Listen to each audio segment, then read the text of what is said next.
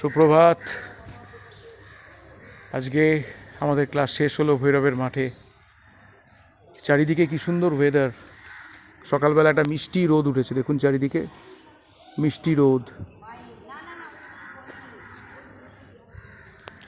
আমি একটা জিনিস ভাবছিলাম যে আমরা খালি ভগবানের কাছে অভিযোগ করি যে এটা দিলে না, সেটা দিলে না, এই করলে না, সেই করলে না, কিন্তু ধন্যবাদ জ্ঞাপন করি কি?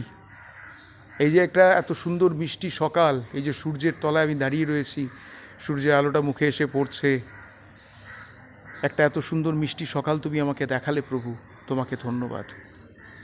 ধন্যবাদ জ্ঞাপন করি আমরা। এই যে আমি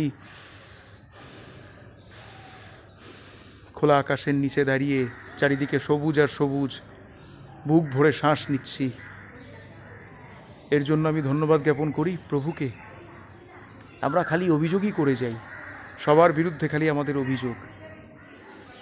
ধন্যবাদ দিতে শিখতে হবে আমাদেরকে, কৃতজ্ঞতা জানাতে শিখতে হবে, তাহলে বোধহয় জীবনটা আরও সুন্দর হবে, আরও ভালো হবে।